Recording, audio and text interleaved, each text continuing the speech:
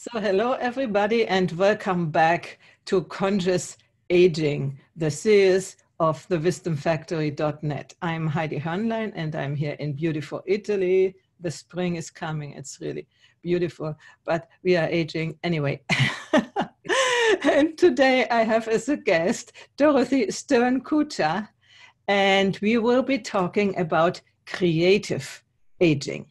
And so I give it over to you, Dorothy. Could you explain a little bit what the topic is for you, who you are, where you are, and why you are interested in this topic? I'd be glad to. Good morning, Heidi. I'm sitting on the Oregon coast looking out at the Pacific Ocean, which is very Pacific today. And my career has been mainly as a clinical social worker. And so I've always been interested in human nature and who we are as people and how we become who we are. And I've lived here for 40 some years on the coast, and I've lived in New York City, and I've lived in Costa Rica, and I've just had a wonderful broad experience of part of the world. And when you asked me if I would be willing to talk about conscious aging, I was interested in that because there's huge longevity in my family. My father lived till 100. My grandmother lived way into her 90s. So I really wanted to take full advantage of the years that are mine or might be mine. And right now I'm feeling really excellent, knock on wood, at 76, and think about taking this part of my life very seriously. And it was interesting to me, Heidi, when you said conscious aging, and each time I told someone that I was thinking about this subject, I would instead slip into creative aging. And I took that as an arrow toward maybe the aspect of it that I might emphasize. But it's conscious, and in the consciousness, there's a creative taking charge, designing with awareness these years as these weeks, these years as they pass by. So that's where I took it, and I put creative conscious aging, and the main beginning sentence is that it's really never too soon to become creative and conscious about our life choices.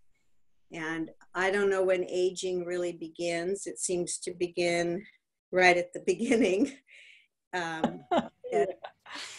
And for me, what really alerted me to becoming conscious and creative about my aging was at 50, I decided that I had not been conscious. I hadn't chosen a life direction that was meaningful to me.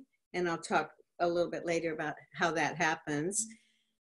And at 50, I decided to stop teaching school, which was not my passion at all.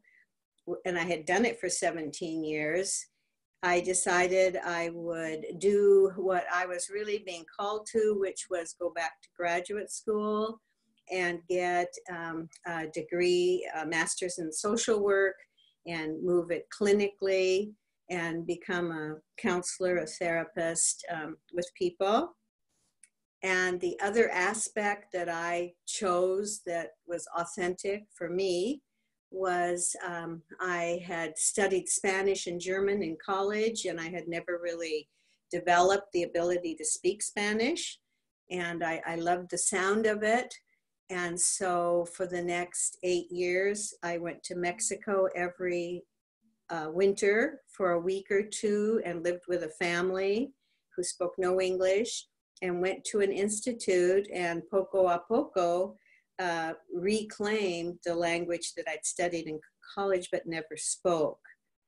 And then I brought that back to Oregon And when finally one day one return, I took a leap of faith and I announced to the community that I was now a Spanish-speaking therapist.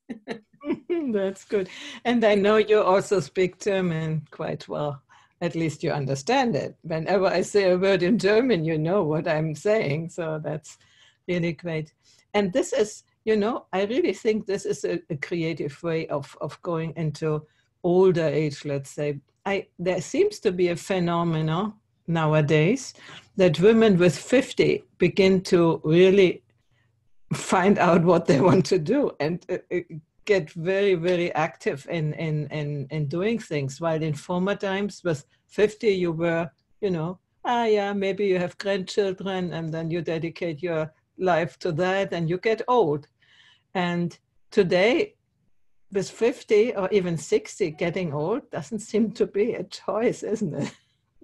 I wonder what that is, that all of a sudden we look so different in our so-called old age that we still wear the clothing that we wore all through our 20s and 30s and 40s. None of us have put on the little house dress and the little pink sweater. And it's a really wonderful phenomena that I think those of us who are ready and want to can really launch into something authentic and something new. I do think that has to do with the 68th movement, the postmodern movement, when the young people then broke with the rules and developed a new way of living, and we are the generation practically who is now old, but we grew up in let's say, in a spirit of changing ways of thinking. And we don't feel so much bound anymore to the traditional roles which had been so important before. So we have it easier because let's say in the first half of the century, some women tried to be different, yes, but it was not really accepted. While today, it's perfectly fine if we in our 60s, 70s do whatever we want to do and don't think we are old. I mean, we are old a little bit, the body definitely gets older, but we don't allow ourselves to sit at home in the armchair and only watch television and get dumb, So the creativity, when you talked about creativity, you have such a beautiful picture behind you. I was thinking, do you also paint? Is it yours? No, I don't paint, and what my life has been surrounded by the work of my very creative husband, Bill. He's not only a painter, but he's a songwriter and he's a sculptor, and now he's a climate change activist. So when you were talking, Heidi, we have models of people who are vibrant and bite into things, as if we had all the time in the world. I look at the examples of like Judy Collins and Joan Baez and, my heroines of the 60s, how elegant, how beautiful they are, how, they're still in swishy, colorful gowns and their hair is naturally kind of puffed up and pretty.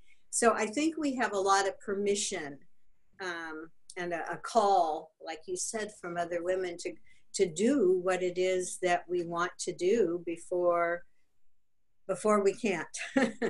Yeah, that's wonderful. And it comes to my mind what Barbara Max Hubbard says. The women before were exclusively procreating. And now we are called to go from procreation to co-creation.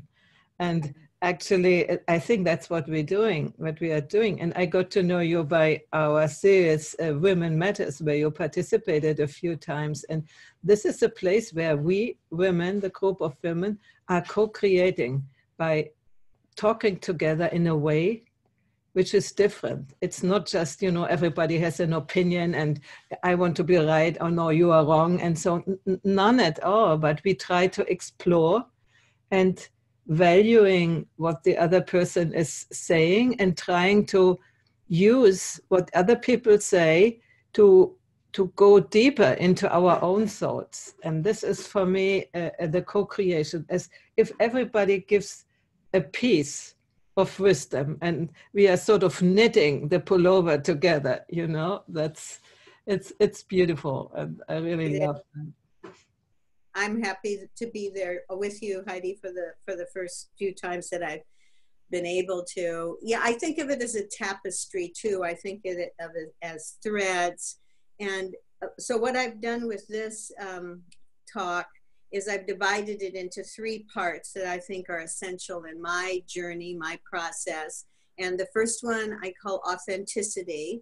And the second one, I'm going to share radical acceptance, a method, a Buddhist way of nurturing and healing.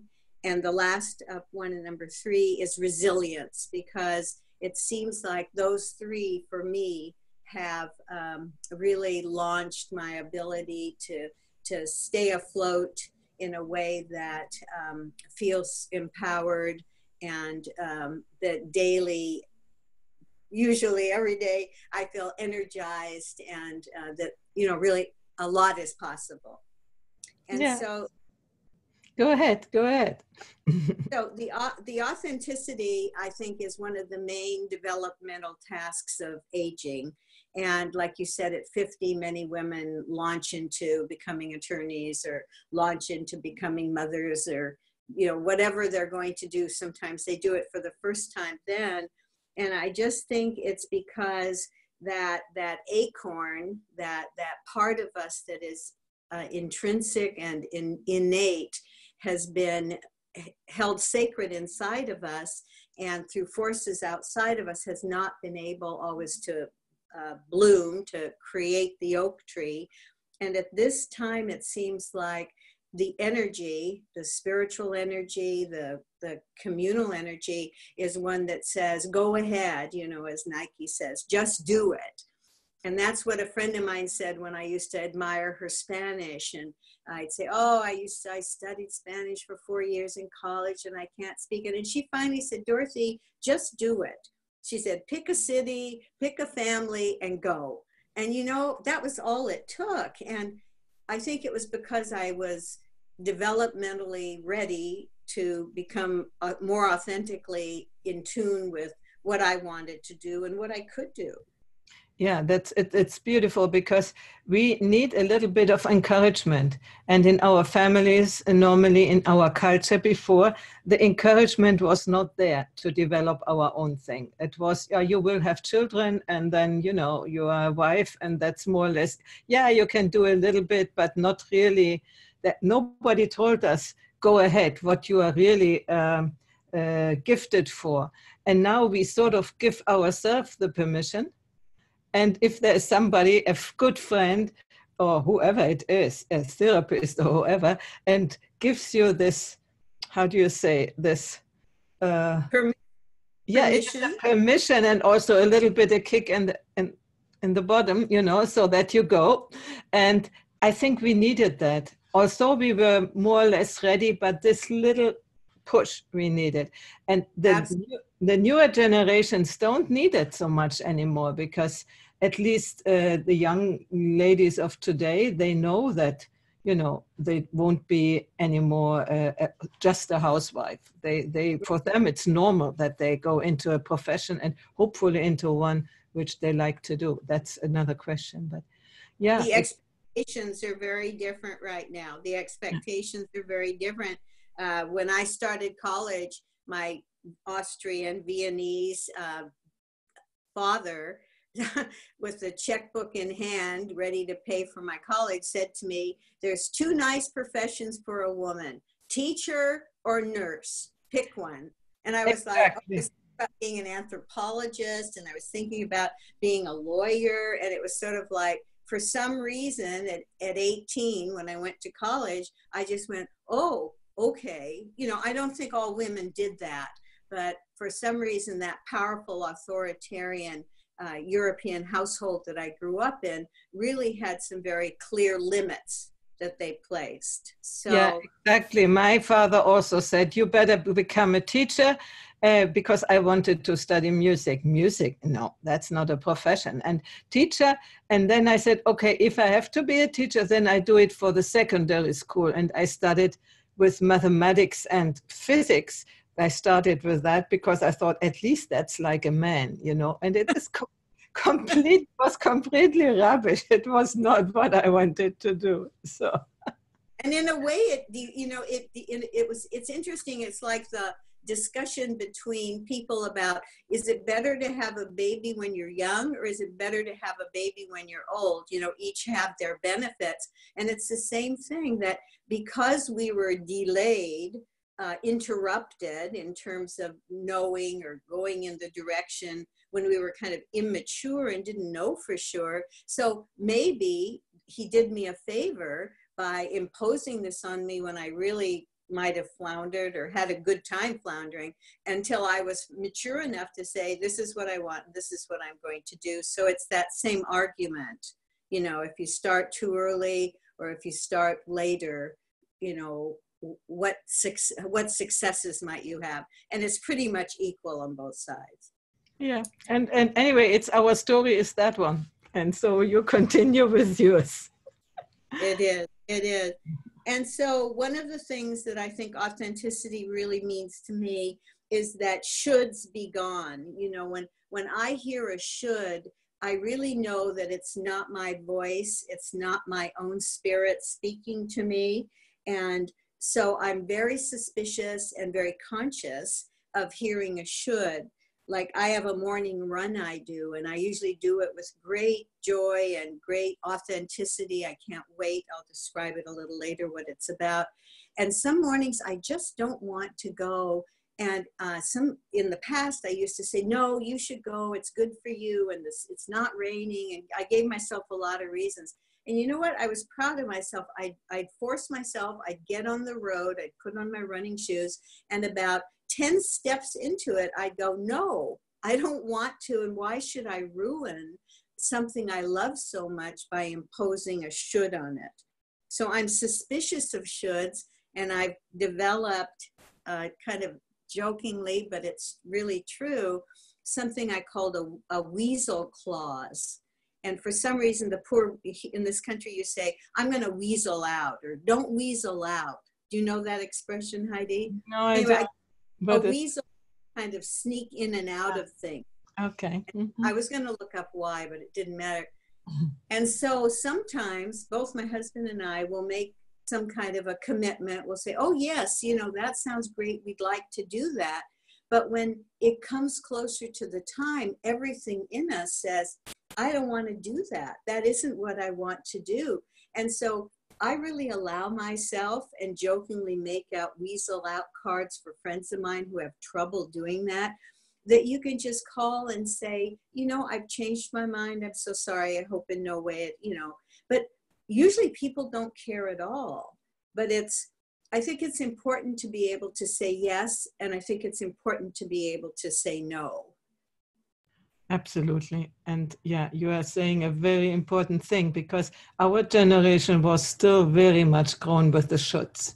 And we have adopted it as our own inner voice, which says, you should do that. And my German education, I tell you, and I'm beginning also quite to ask me, is it me, or am I only lazy, or is it then deteriorating, or, you know, should I ask myself to do what I have thought to do? But I realize moments when I really think, no, that's not. And then I can say no, but it is a learning curve. I don't know how it is for you. Oh, yeah, it's so, but the other thing, Heidi, that I always pay attention to, because when I was teaching for so many years, young children, some children were always called lazy, and, you know, they didn't work hard enough, or they didn't try, or they didn't finish it. But as I spent more time with them and paid attention to what was really happening, you know, I don't really believe in the word lazy. I think lazy is just something we've had to hide behind because we didn't have the courage to say, I don't want to do it, or I don't know how to do it, or it scares me to do it. Once a little boy looked at me in first grade at the end of the year and he said, you know, Dorothy, I'm not afraid of my reading anymore. I mean, so I think if fear holds us back, you can call it lazy.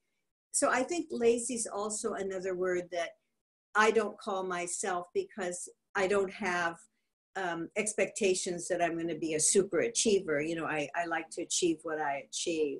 So when I hear lazy, I always want to kind of give someone some support and say, I don't really know what lazy means.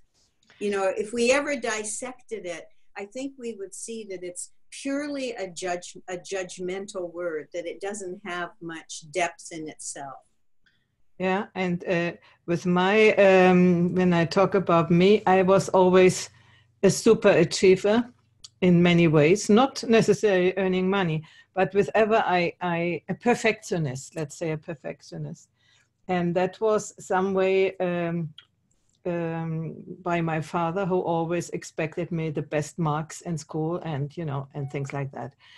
And then in the moments when I let go a little and am not, for instance, I don't make too much order here in my house, and then somebody comes and looks, you know, it should be more orderly. Or I had friends who even tidied up my house, and I said, you know, and then comes back this thing, is that lazy only because you don't want to do it?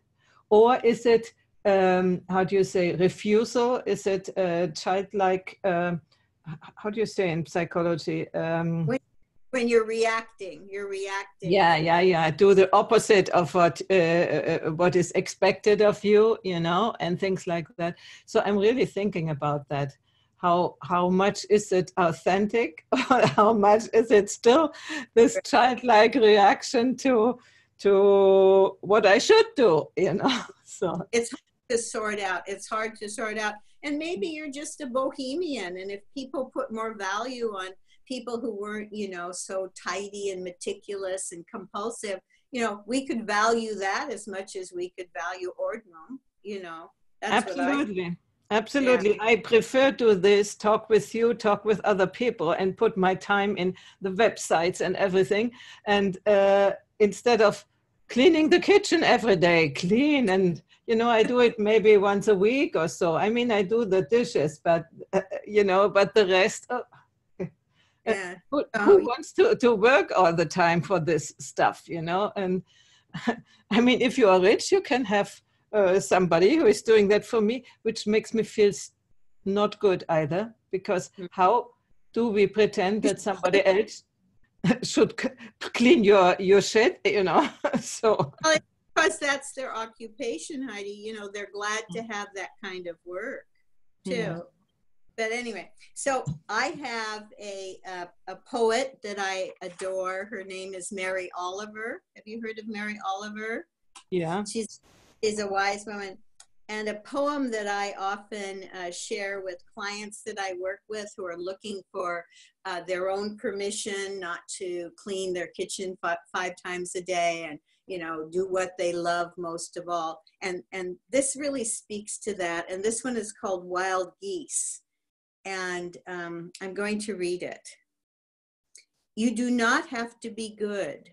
You do not have to walk on your knees for 100 miles through the desert repenting.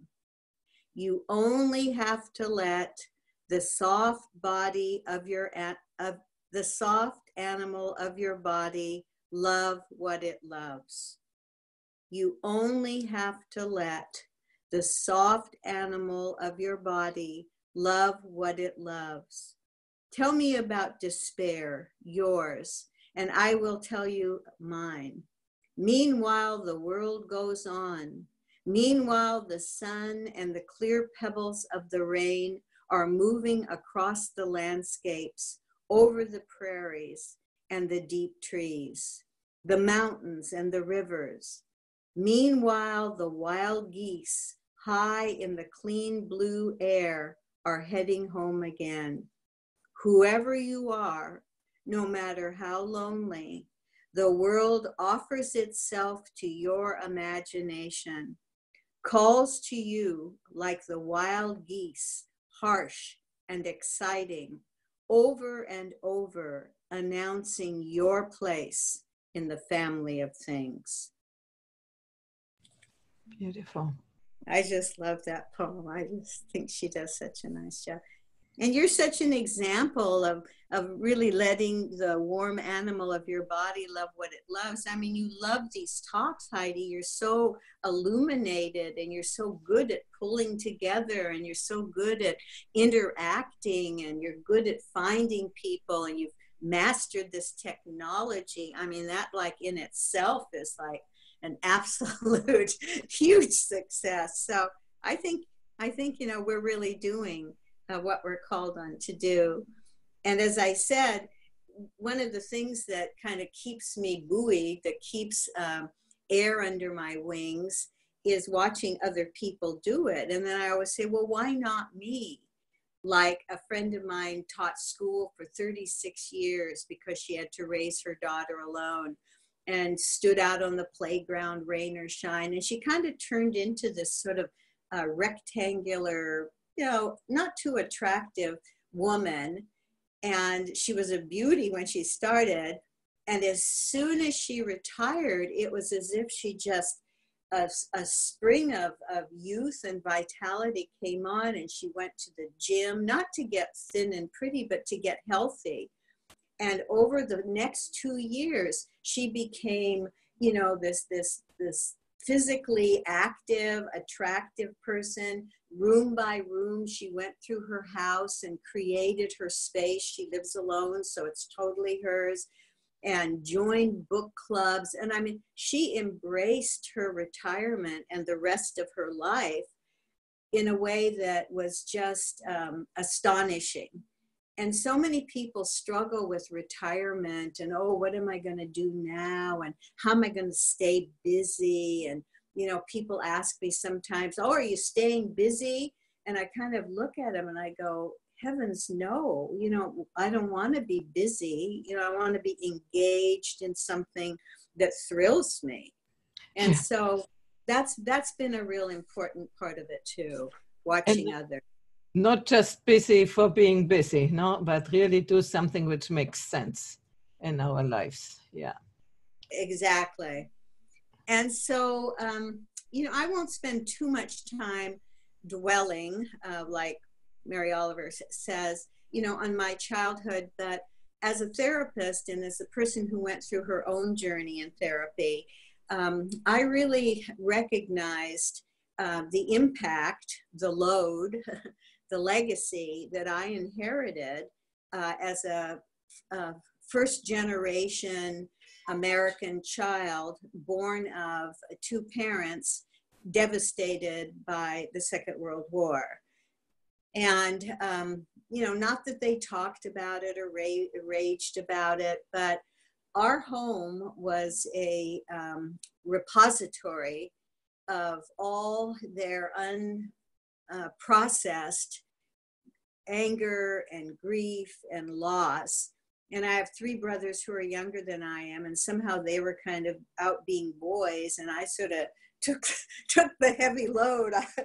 It felt like I caught the wad of trauma, unbeknownst to me, as in a little American girl running around, like, you know, thinking I'm like every other American girl. And I wasn't in New York City where other children, offsprings, all could have, you know, supported me or normalized, you know, what it's like growing up with parents who are so damaged, really damaged and unhealed. And so that was really a big part for me of my commitment to myself. Often I think of my parents and that I'm doing it for them. They couldn't do it. And for my son, I have one son, that I wouldn't pass that wad on to him. So I worked hard to unload some of that. And the part that I talk about in resilience is that they were able to kind of move beyond the damage in terms of they were able to function the other day, someone in the group said something about the women in Germany that went through the rubble when we were talking about resilience. That, you know, some of the little German women just got out there and put on their scarves and started going through the rubble to kind of begin the process of moving beyond that.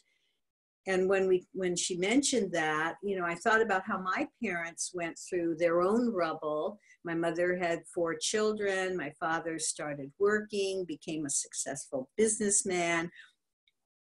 But inside, even though they managed their rubble pretty well, they looked really good, they were still brokenhearted, outraged, lost.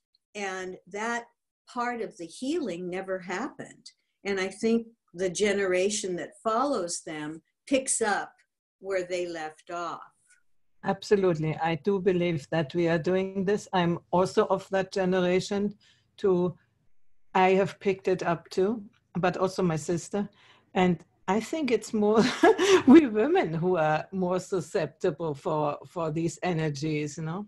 And I do believe that's our generation who has to break it, the silence, and who has to break to do the healing for several reasons. Once, our parents couldn't have gone in therapy because that was as if you were mad then. Therapy was only for mad people. So if you, at least in Germany, you wouldn't do that. Then it came with the 60s and the opening, the therapy culture began. So now going in therapy, and also the last 20, 30 years, it's sort of normal, no?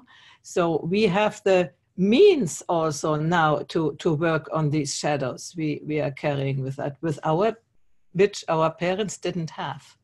And so they were left alone with their trauma, and they probably acted it out by, yeah, as you said, becoming somehow successful and becoming and somehow leading a normal life and feeding their children and growing them up in some way. But as you said, never really talking about what has happened to them, at least not to us children, but I think to nobody, not even among them. They left it behind. They closed it in a cabinet, you know, in a closet, and it was away, the past, I think.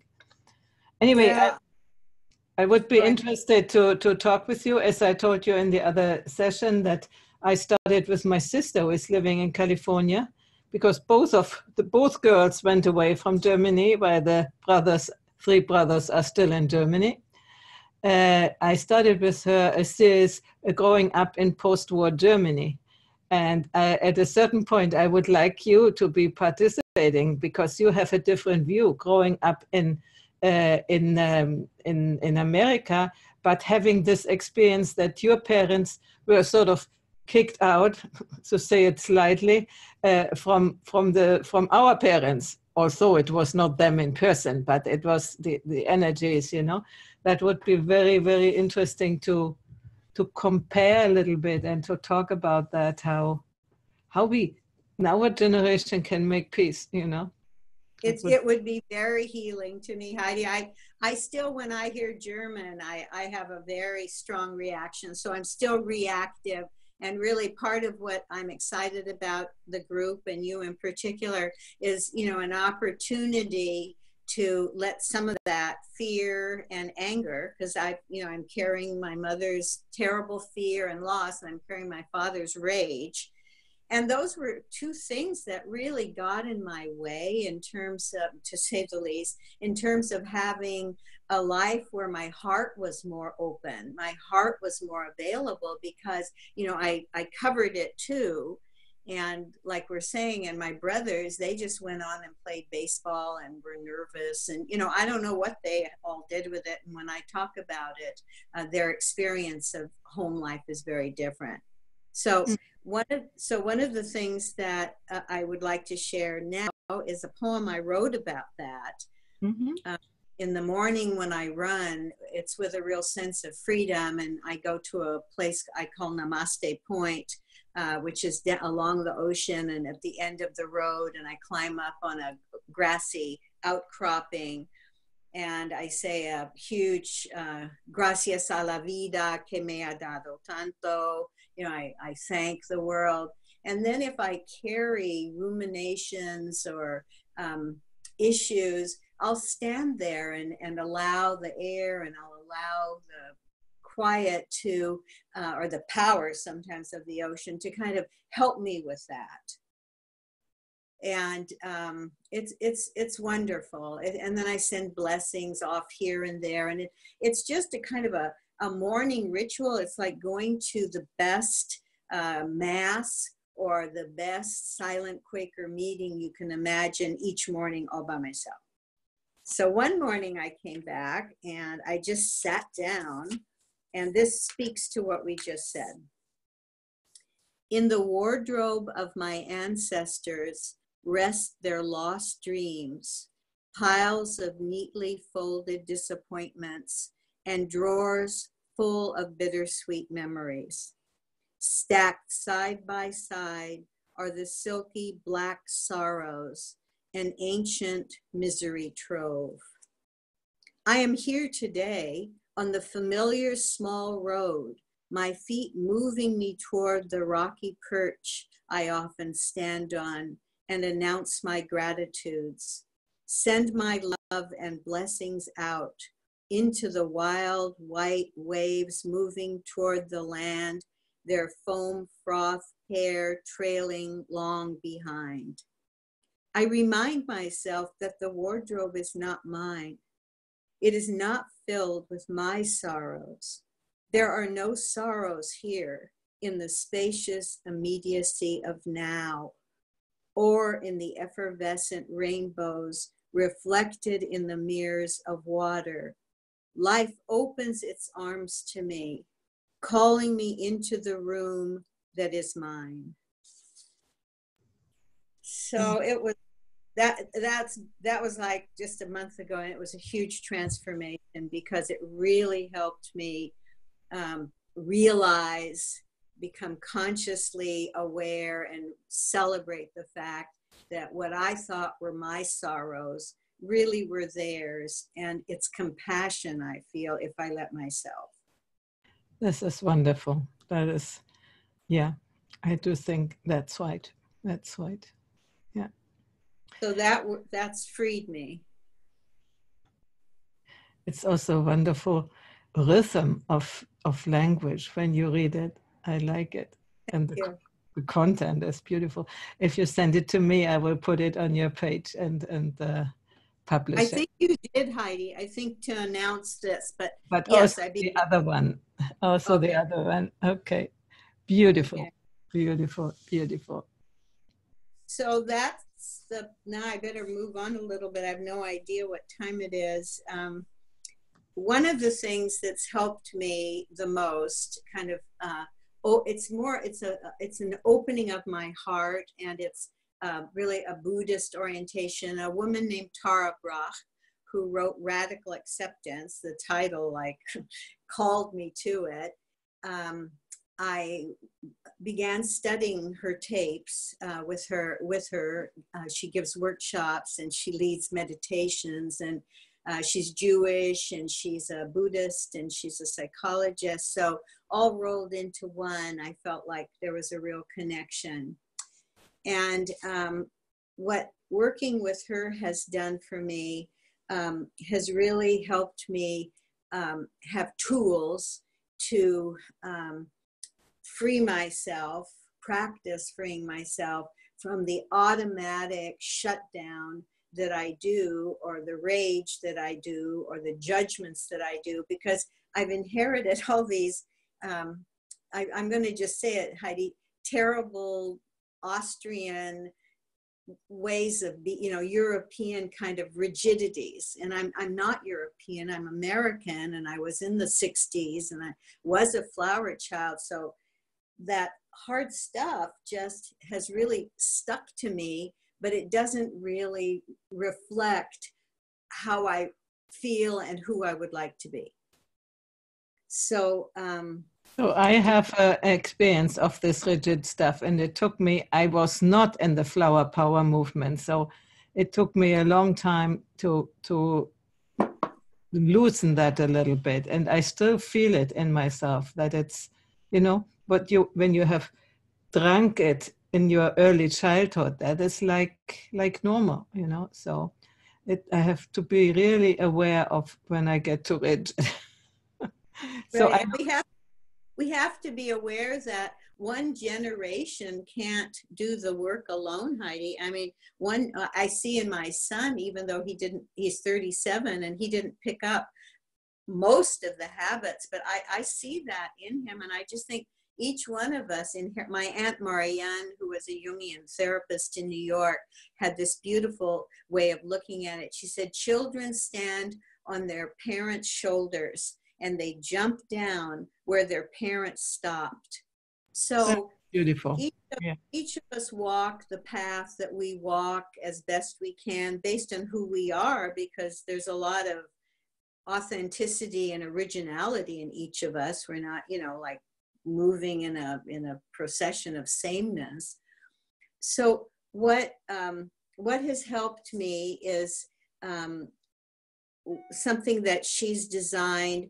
She calls it RAIN. That's the acronym. And what it is, it's bringing compassion and attention into two wings of awareness. And with that awareness, with that consciousness, it's easier to not get automatically trapped in it. It's as if you develop an ability to go, oh, okay, let's see, it feels bad. And I'm starting to have some thoughts that, really are very negative. And, it just kind of is a aha. It's like attenzione, attenzione, like in Huxley's Island, I think it was Island. So what she does is it's a way of clearing away my self-limiting behaviors and learning to respond rather than react. And in the response, there's a whole range of possibilities, and a reaction really limits you into a frozen position, an old frozen, painful position, a trap. And how it works is RAIN, R-A-I-N. So when something begins to trigger me, or I begin to have a strong feeling or reaction, the R is to recognize that it's happening. Just bring my awareness to it. And the next step is to allow it. Make room to go, oh, there it is again, and I'm always doing that. And it's so, just to recognize, here I am, I'm all tight, I'm scared. That's what's happening. So here it is, I'm allowing it. And then the I is you investigate it. So it really requires that you stop doing what you're doing and go into this process. And then you investigate it, and you can investigate how it feels and what you think might be happening. But the real power of the work is in feeling what it is, and feeling the tightness or feeling the fear, and just recognizing that that's what's going on. And then the last step is so unusual in our culture. It's bringing your own way of nurturing and acknowledging and, kindness to yourself, instead of, scolding yourself or criticizing yourself or shaming yourself. It allows you to sit with it and go, yes, this is really hard. This is something I struggle with. And it just kind of opens my heart. And that then allows me to recognize, to see what it is, and to begin to transform it. Was that clear? That was perfectly clear. I'm doing something like that, not always very successfully, but to figure out the reaction towards response. And for me, the most difficult part is the fourth step, which you mentioned, to not blame, to not shame, but to say, okay, that's the others that I'm feeling it and that I'm recognizing it. I'm quite good in that, but then not to be led into the old behaviors and say, oh, you should have known that, you know, and I knew it. I told you, you know, things like that. Totally soft. It's a total it's total kindness. It's nothing but kindness, and it just kind of takes the stiffness out. And what it does too, Heidi, for me is that, you know, Bob Dylan wrote a song, Bringing It All Back Home. And sometimes when I feel negative that way, we were recently in Mexico with some good friends, and the woman, I kept reacting to what she was doing. She was critical often with her husband, and that triggers me back to how critical my father was. And, you know, I was really upset with her, and I was kind of starting to be a little bit aggressive with her too. And I thought, holy moly, I'm living in the same house. I can't do this. I have to bring it home to me instead of projecting it that she's bad and she, you know, she's blah, blah, blah, and brought it back to what it was. And as soon as I sat with it and I saw it was really making me angry and scared and sad to see someone picking away and being so critical. And once I recognized that, I had compassion for her need to do that. And I decided I didn't need to react or pay attention to that every minute, because there were 95 things that she did that I adored. So it really allowed it to, I owned it. And therefore, with this process, I was able to fix it. And one of the lovely mottos is, may whatever circumstances arise, serve the awakening of wisdom and compassion. So in the end, I thanked her, you know, not out loud, but, you know, in my heart, that because she kept doing that behavior, I was able to bring awareness, wisdom, and compassion to myself for reacting like that. I was traumatized by seeing that. It's not my fault. You know, none of it's our fault. We're doing the best we can. God knows someone like you certainly is working hard at all that. Yeah, we are doing.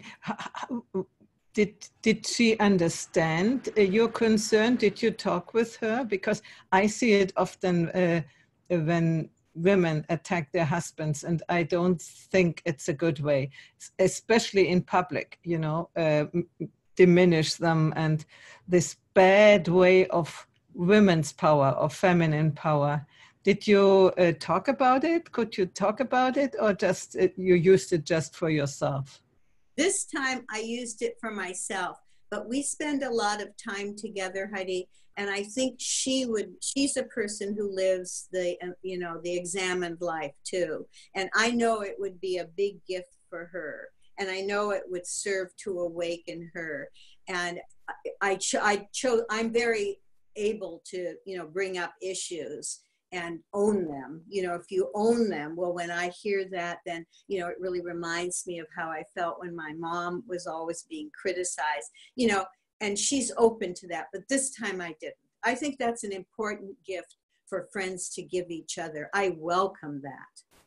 I welcome that.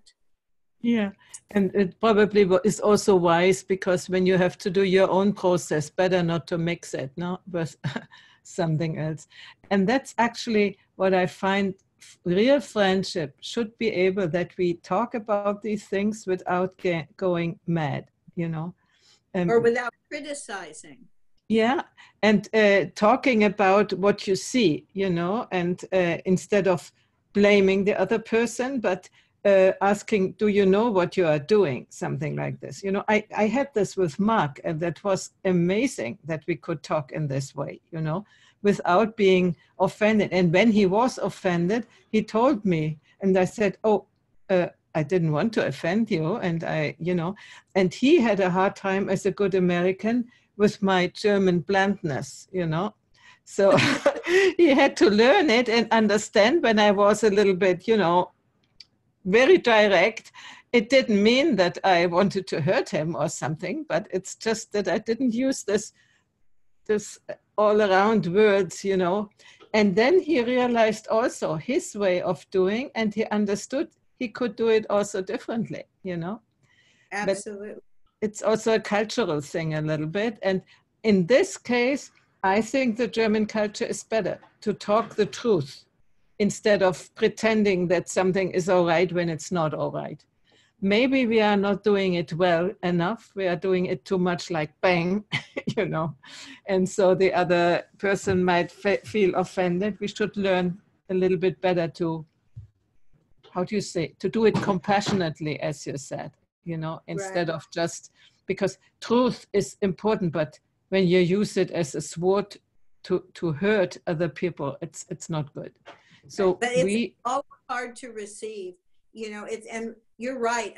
In America, being nice is a high priority. You know, directness is a rare, valued aspect of people. And because, you know, I'm Jewish, and because I am European and outspoken, you know, a lot of times people feel like it isn't nice. So you're right. There is a way that you need to learn to put it out there, but then you have to stand back and let the other person have whatever reaction they're going to have. If they're sensitive and all their life they were criticized by their father, then any word of criticism will fire them off.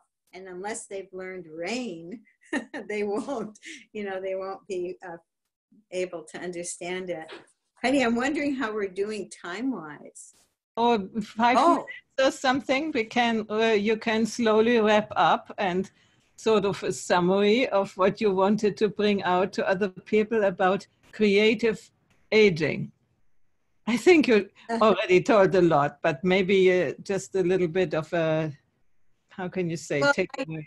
A summary. Well, the main part that I didn't get to was about the resilience, and you know, what it takes to be resilient to change. In our group, we talked about the resilience it takes to the changes in our society, but in our life with illness and death and loss of capacity, and, you know, and who are the people and what does it take, you know, to be successful at that. And, you know, I think that what I learned from watching my parents not be able to deal with it is that, you know, if you deny it or if you sink into it and don't keep your stamina, you're not going to be able to function through it. And I think that what it takes is that it takes other people. It takes allowing other people, like we've been saying, to come in and to offer you their support and normalize what's happening. And it requires a compassionate sense of your own self, like the little quote I have from Maria Angelou. Let's see, I'm getting kind of all mixed up now. Oh, here she said, you know, not allowing self-blame and self-criticism to sabotage our efforts. And she says, do the best you can until you know better. Then when you know better, do better. So Heidi, that's for you to say at the end of your compassionate piece, when all of a sudden the kindness comes. That's such a lovely word, group of words to say. Yeah. So I think the ability to self-nurture and find what comforts you. You know, I see things hanging in your house, and, you know, I have things all around. I brought a little angel here. This was my mother's before I started talking, because I thought, you know, she's heralding some truth for me. And, you know, Victoria, one of the women in our group, showed such incredible resilience when her house burned, and she consulted immediately her inner self, her wiser part, and she was told to eat nothing but fruits and vegetables and a little protein, drink lots of water, and get outside every day and exercise. And we both have seen, you know, how she bounced right back, you know, as much as you do from losing your house. So it seems like we learn about that as we go and as we practice. I was going to ask you, Heidi, what you've learned about resilience in the face of losing Mark, but I don't know if we have time to do that. I think we should do that in an extra session. It's a little bit late for that. I wanted to tell the viewers what you said before, to people need permission and inspiration to take on this street of self-acceptance and of self-development, we can say.